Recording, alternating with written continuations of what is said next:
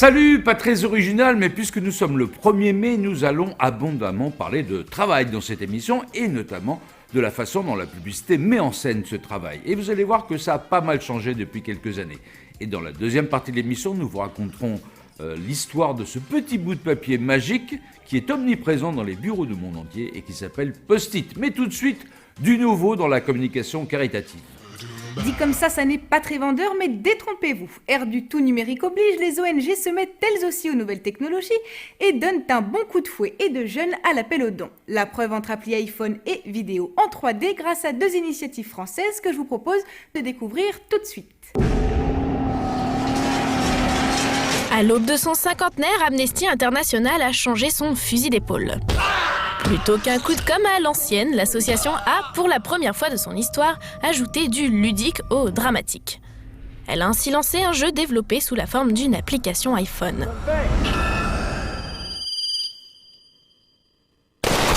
Le principe est simple, vous achetez 79 centimes ce jeu dans lequel vous devez arrêter les balles d'un peloton qui fait feu sur un condamné.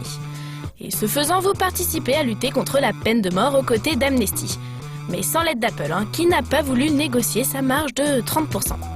Résultat, en moins d'une semaine, des centaines de blogs et de tweets ont fusé, plus de 10 000 donateurs sont devenus des joueurs et le jeu est entré dans le top 15 des applications les plus téléchargées. Un beau succès qui prouve l'efficacité de l'interactivité. She's been rammed, raided, bombed. C'est également ce sur quoi Greenpeace a parié en préférant les écrans d'ordinateur à ceux des téléphones. But now, she has served her time, and we must retire her. That's why Greenpeace is asking for your donation. Help us build a new Rainbow Warrior. Vous l'avez compris, il s'agit ici de financer la construction d'un nouveau Rainbow Warrior, 2 fois plus grand, et à tout de même 23 millions d'euros.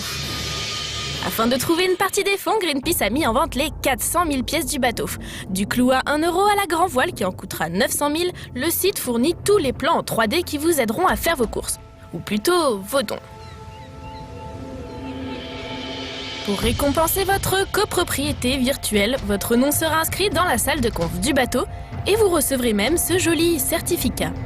En prime, une webcam vous permettra de suivre la construction du navire. Bilan de l'opération, 2,5 millions d'euros ont déjà été récoltés. Quant au service secret français, il n'aurait pas l'intention de participer à l'opération. Ce qui est finalement plutôt une bonne nouvelle pour Greenpeace.